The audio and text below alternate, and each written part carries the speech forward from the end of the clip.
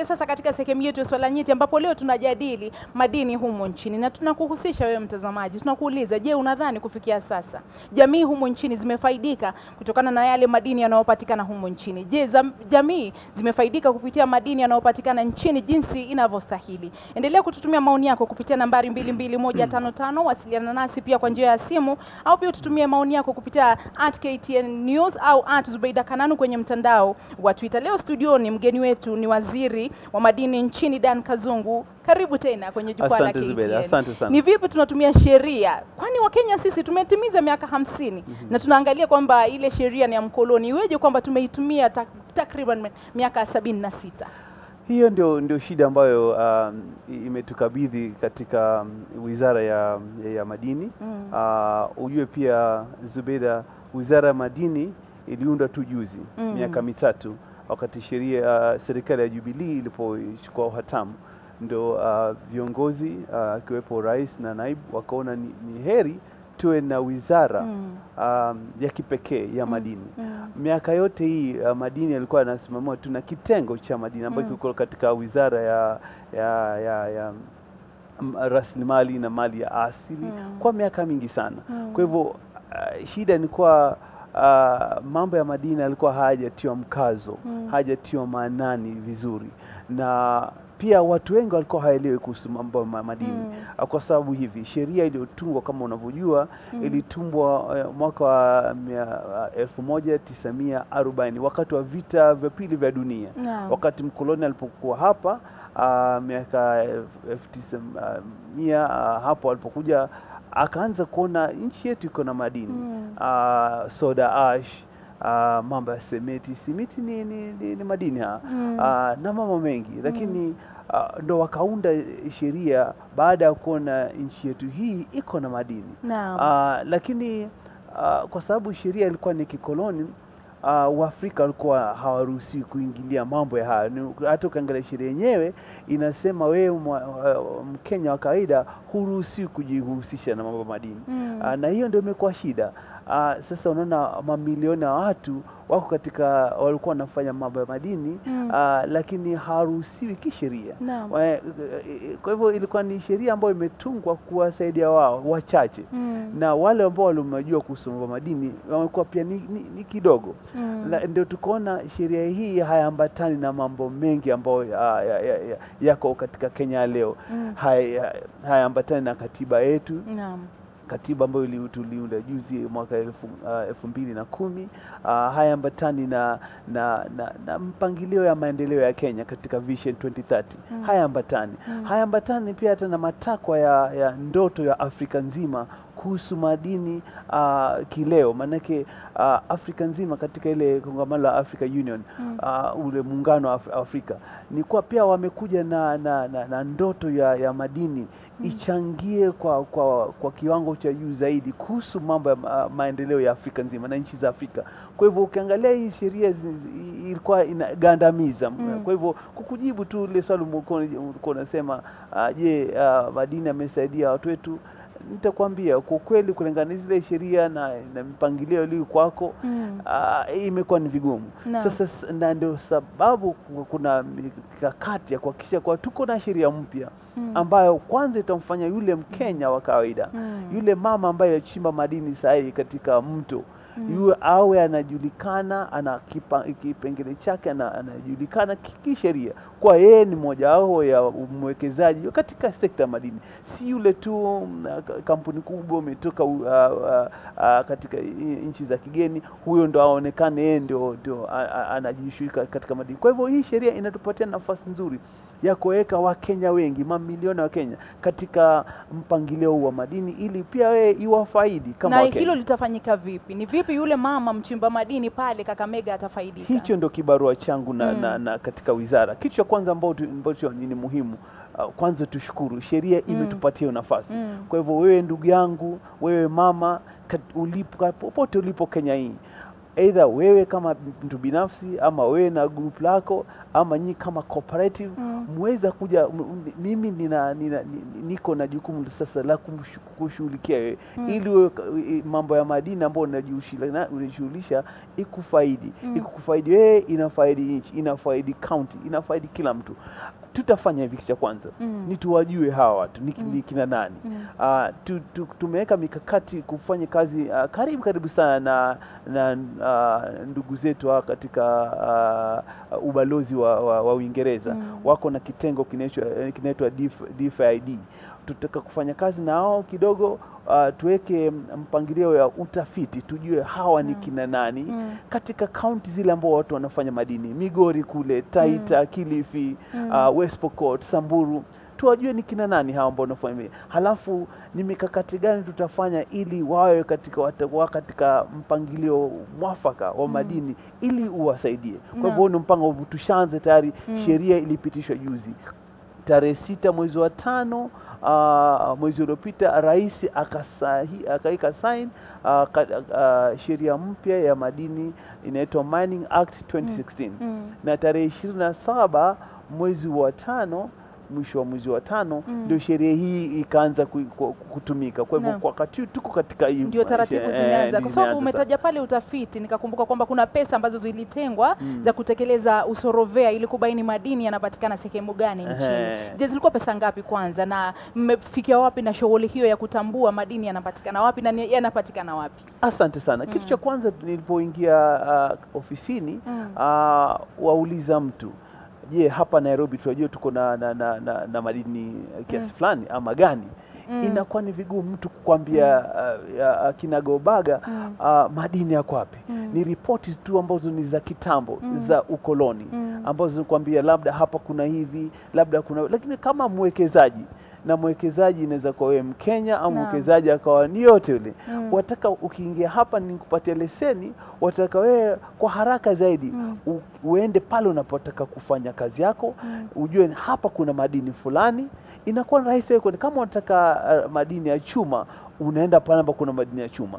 Kama ni madini ya dhahabu unaenda kwenye kama ni ya makaa namna. Lakini si nikupatie leseni halafu ni kama unaanza kusema hapa ndipo hapa sipo. Tunataka tuwe tuna uhakika ya hapa ndio pale ambapo wewe utaenda ukafanya kazi.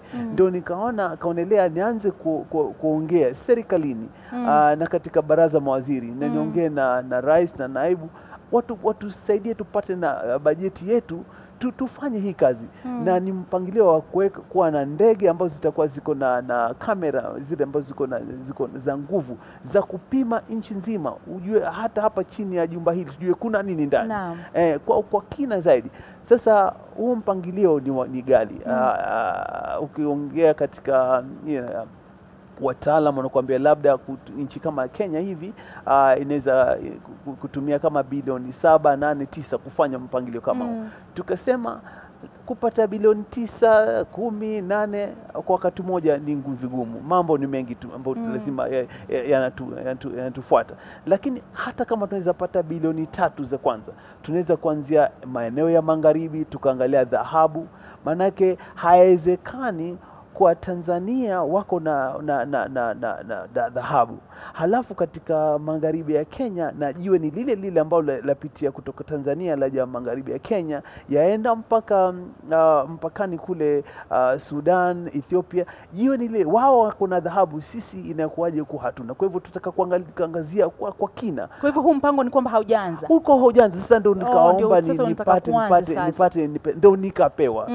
Tumepewa wizara, tumepewa bilioni 3 katika bajeti ya tuanze awamu ya kwanza ya kupiga picha Kenya yetu, hasa katika maeneo ambayo tunaweza pata madini. Na nikuelezee Zubeda, nchi yetu iko na maeneo 5 ya ambayo hayo ndio tumeweka katika maeneo 5 ya mambo ya madini. Kwanza ni eneo la Pwani, la pili ni eneo la Mashariki, 3 eneo la bonde la Ufa, 4 eneo la Magharibi, na 5 eneo la kaskazini. Tutasema bilioni 3 labda hazitatutosha kufanya kila pale, lakini tunataka kwanza eneo la magharibi kwa sababu tunataka dhahabu, na dhahabu bado katika soko la kimataifa liko na bei ya juu. Tutaangalia maeneo ya pwani. Unajua maeneo ya pwani, Taita, Kwale, Kilifi, kumesemekana kuna madini, lakini tunataka kwa kina tujue ni kweli na ni madini gani yako. Na maeneo ya mashariki, ile milima ya Ukambani na Meru, tutaka kujua mpaka Kajiado, tutaka kujua je, kuna nini milima hii. Tukimaliza hiyo tutaomba pesa zaidi tuende awamu ya pili, bonde la Ufa na kaskazini pia. Kuna mambo mengi. Juzi kwa kuna ripoti kwa maeneo ya West Pokot, huenda tukakuwa na kiwanda kikubwa zaidi cha sementi katika Afrika nzima. Na shikilia kidogo waziri, na naarifa kwamba kuna taarifa ambazo zimetufikia ambazo si taarifa za kuridhisha, ambapo mtazamaji, habari zinazotufikia katika chumba cha habari zinasema kwamba mtu mmoja aliyejihami kwa bunduki katika mji wa Vietnam nchini Ujerumani ameingia katika ukumbi wa sinema muda mfupi uliopita na kufyatua risasi ovyo na kuwajeruhi watu 25. Mtu huyo anasemekana aliingia kwenye ukumbi huo na kuanza kumiminia risasi ovyo kwenye kile kinachokisiwa kuwa kitendo cha ugaidi. Ukumbi huo wa sinema ni sehemu mojawapo ya vivutio na vituo 100 vya biashara katika eneo la Frankfurt, na kwamba tukio hilo limelemaza shughuli za biashara. Polisi wanachunguza kisa hicho na bado haijabainika ikiwa mtu huyo ameshatiwa nguvuni au la. Mtazamaji, ni taarifa ambazo zinatufikia, taarifa za vipunde kutoka Ujerumani, ambapo jamaa mmoja aliyekuwa na bunduki amewafiatulia risasi na kuwajeruhi watu 25. Mtazamaji, tutakuletea taarifa hiyo kwa kina pindi taarifa hizo ripoti hizo zitakapotufikia hapa studioni. Na sijui nini kinaendelea ulimwenguni kwa sasa. Unaona mtu anaingia kwenye ukumbi na kuanza kufyatua risasi ovyo.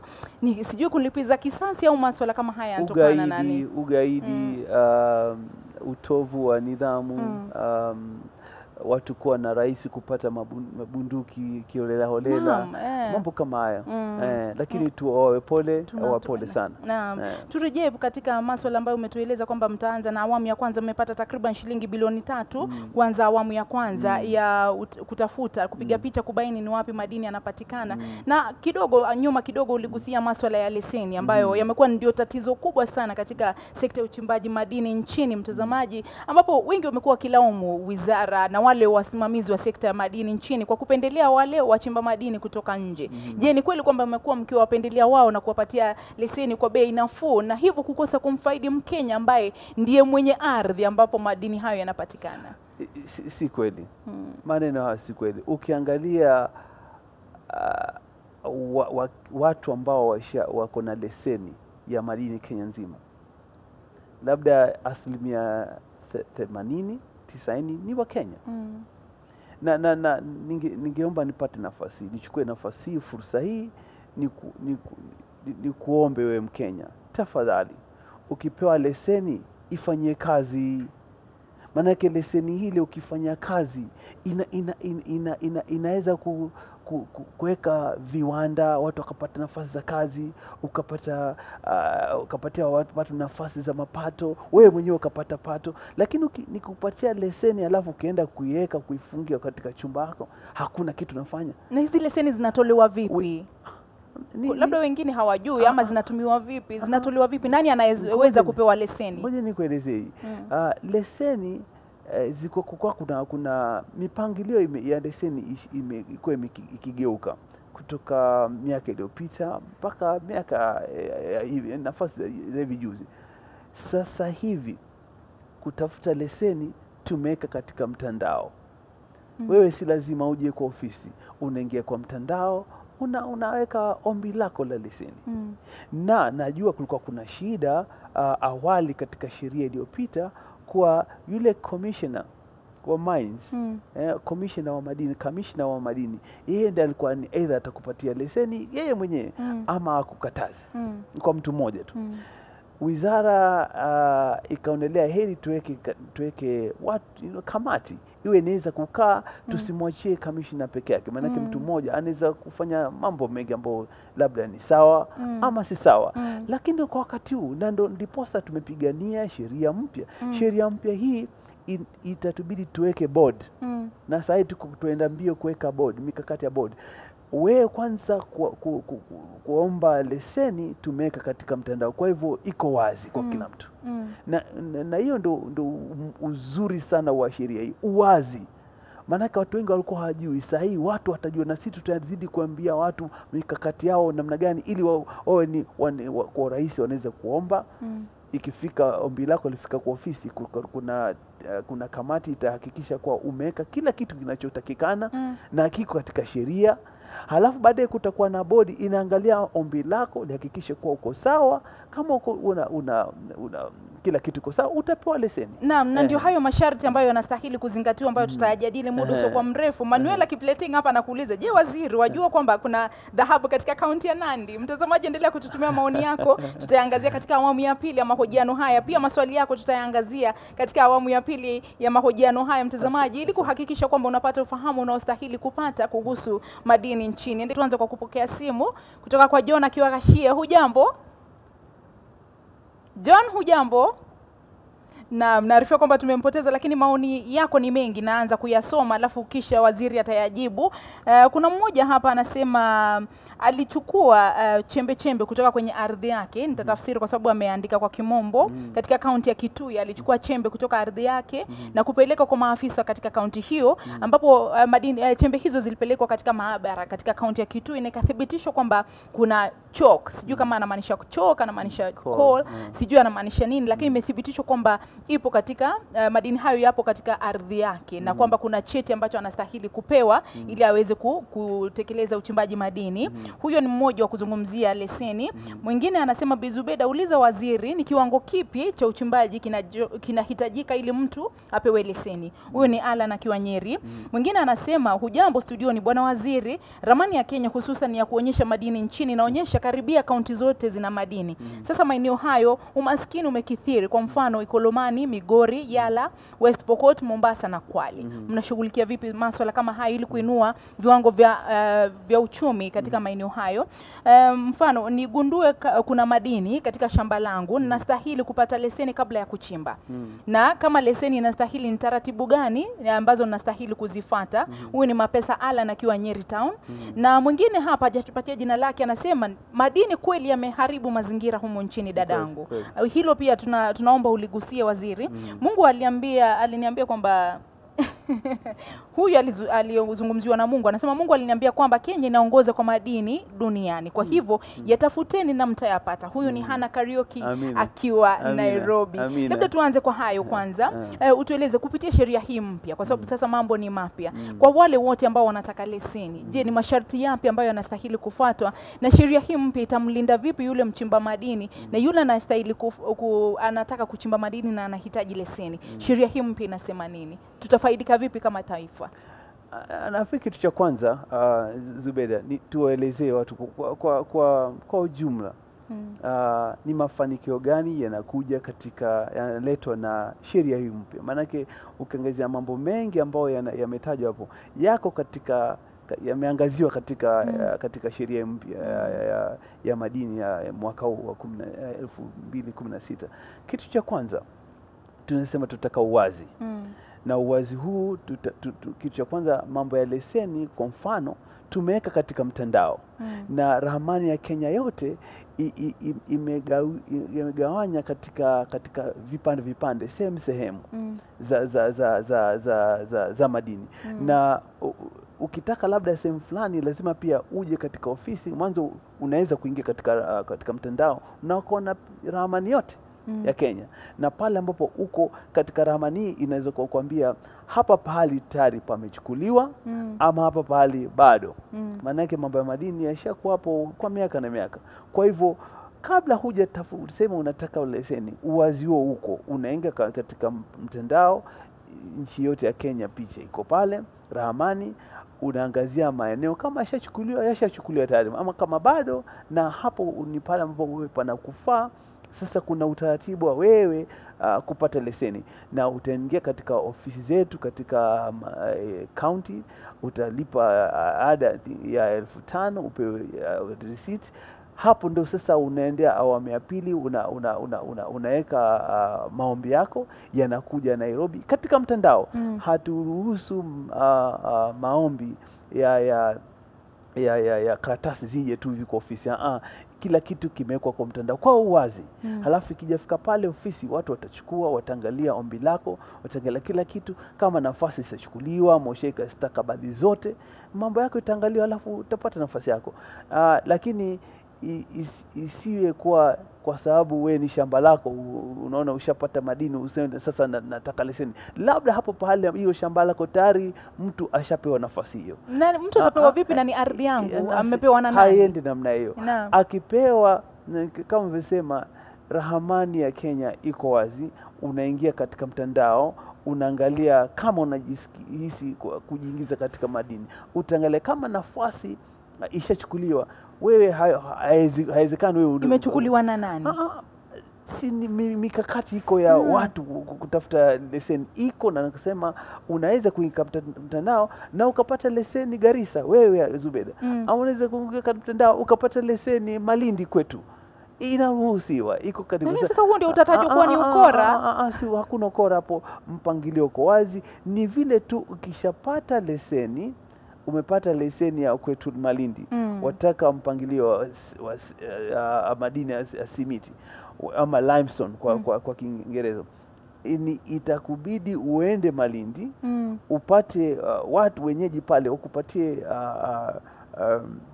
nafasi ya wewe kuwa unaweza kuwa nini kuchimba madini pale, wakupatie na serikali ya county pia iko na nafasi. Kama shamba ni la mwenyewe, ni shamba la mtu binafsi ama kampuni binafsi, lazima wewe upate idhini. Kama ushakupata leseni, lazima ukapate idhini ya wale watu ama ile kampuni ama mara nyingine county kupatia hiyo idhini. Halafu unakuja unaendelea. Si lazima kuwa kama shamba lako basi lazima wewe upate leseni. Haendi namna hiyo. Na wenyeji wanafidiwa vipi? Kuna mbinu za kuwafidia?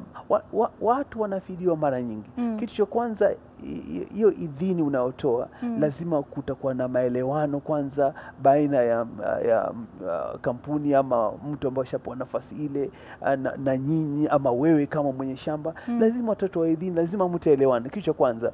Pili, katika sheria hii ambayo tushatunga, kama mwekezaji amekuja kuwekeza katika kijiji chenu kwa mfano, tumetunga sheria hapo ya kuhakikisha kuwa anasaini mkataba ya ni maendeleo gani ataleta katika kijiji kale, shule, maji, umeme, barabara, vitu kama vile. Tatu, katika sheria hii ambayo tushaiunda sahihi, inatoa ugavi wa marupurupu ambayo yanatoka katika nafasi ya madini kwa serikali ya kitaifa, serikali ya kaunti na jamii ambayo pale madini ambayo yanapatikana. Kwa hivyo tushaika mikakati yote. Na pili, mtu akipata akiweka mpangilio wa madini, labda kwa mfano soda ash, magadi. Magadi ile ni mgodi ule. Wamejenga shule bora zaidi Kajiado County, iko pale. Wamejenga zahanati bora zaidi Kajiado County yote. Wao wametoa nafasi nyingi za kazi, wamejenga mambo mengi. Kwa hivyo hata wamejenga pahali kwa ndege kutua. Kwa hivyo mambo ya madini si sentu peke yake, ni maendeleo mengi ambayo yanaletwa katika nani.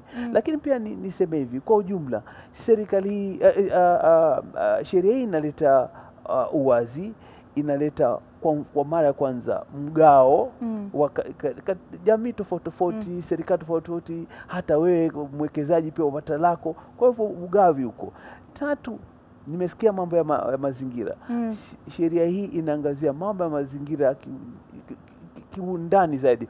Wewe kama unafanya biashara madini pale popote, unakitakikana uhakikishe madini mazingira ushaangazia vizuri. Si mazingira peke yake, hata wale watu wanaofanya kazi. Je, umeweka mikakati gani kuhakikisha kuwa wao hawataathiriwa na labda kemikali ambayo unatumia kufanya kazi pale? Mambo kama unajua tumepata mambo mengi, malalamiko mengi kuhusu watu ambao wanafanya kazi na wanawekwa katika nafasi ambazo zisizo. Sheria hii imeleta mpangilio Huo ambao nakwambia kitambo ilikuwa ni mtu mmoja tu aamke aseme wewe ushawae, lakini sasa tushaweka mikakati ya kuhakikisha kwa mambo yako yanaangaziwa kwa ndani zaidi. Na tupokee simu kabla sijakuuliza swali hili kutoka kwa Edwin. Edwin, hujambo? Sijambo. Naam, shukrani sana kwa kutizama. Unatupigia simu ukiwa eneo gani? Nakupigia kutoka Meru County. Shukrani sana. Kwa ufupi sana kwa sababu muda umesonga, tueleze swali lako kwa waziri. Swali langu nilikuwa nauliza, je, kwa mwananchi wa kawaida labda baya elewi mambo ya leseni, atawezaje kujikinga na wale matapeli ambao labda hata baada ya kupata yale madini anaweza danganywa na labda ana viwanda, alafu serikali imefanya nini kupata zile ndio wananchi wapate zile mashine za kusaidia katika ufuaji ama kupata yale madini ili wasiwe na tatizo kama vile tunaona wakitumia vifaa duni. Naam, shukrani sana Edwin ukiwa kaunti ya Meru. Maswali mazuri sana hayo. Je, mnawasaidia vipi wale wachimba madini wa humu nchini kupata mashine na pia kuwalinda dhidi ya hawa cartels ambao wanajitokeza pale na kuwalaghai wale wachimba madini? Na hilo pia liambatanishe na lile swala kuhusu wale wamiliki wa kigeni wanaokuja wanapewa leseni inayodumu miaka 999. Je, pia sheria hii imebadilisha mambo kama hayo na mtu atamiliki leseni kwa muda gani? Kwa ufupi sana kwa sababu muda ndio huu. Kwanza kabisa shukrani na kwanza hatutoi leseni ya miaka hiyo. Leseni kwa kawaida labda miaka 3 namna ile ya kuchimba. Anaweza pewa leseni ya kufanya utafiti, lakini hatuna leseni ya mtu amepewa miaka kama hiyo. Hiyo haendi hivyo. Lakini niseme hivyo, kitu cha kwanza naomba Wakenya wajue sheria hii imetupatia nafasi ya kujenga sekta ya madini kisawa zaidi.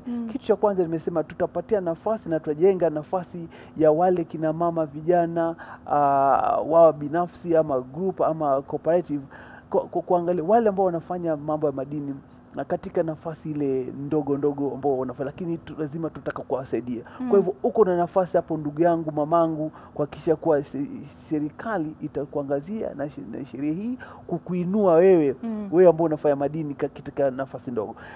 Ya pili, kuko na wale ambao wanafanya madini kampuni kidogo ya wastani, kama vile tumepata simu kutoka Nandi. Nandi County kuna kampuni ya madini inaitwa Karebe. Imefanya vizuri, ni ndogo lakini inafanya vizuri sana, inachimba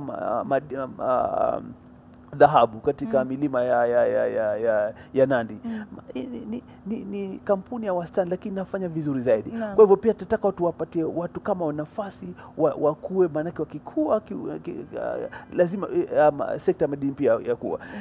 Kwa sekunde chache sana kwa sababu namba ya 3 kuna makampuni makubwa ambayo kama Magadi, Bamburi Cement, Bez, lazima tuwapatie nafasi yao.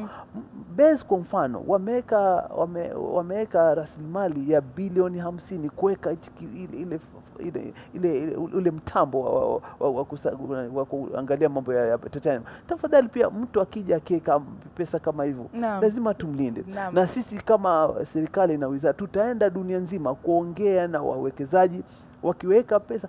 Na nikuelezea hivi, muda umekwisha waziri. Nikuelezea hivi, sekta ya madini Kenya hii yetu ndio iko namba 2 kwa kuendeleza growth ya sekta ya madini, namba 2 Kenya nzima.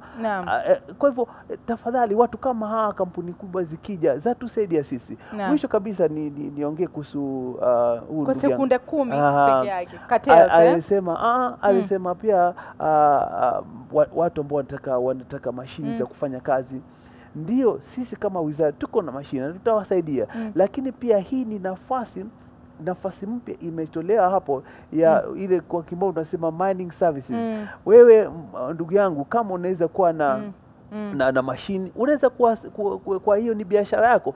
Si lazima uende ukachimbe ndoo katika uweze kuwa nitakukatiza kwa sababu muda ndio huo. Iwapo mtu ana maswali mengine anaweza kuyaelekeza kupitia ule mtandao wa wizara. Fuatilia sisi tuongee na sisi, kwa sababu naona maswali ni mengi. Tuko tayari kuongea. Tulikuwa tumeuliza, je, jamii zimefaidika kupitia madini yanayopatikana nchini jinsi inavyostahili? 13% mmesema ndio na 87% mmesema la, lakini tunatumai kwamba sheria mpya italeta mabadiliko katika jamii. Shukrani sana waziri kwa muda wako. Tutakualika wakati mwingine kwa sababu maswali ni mengi.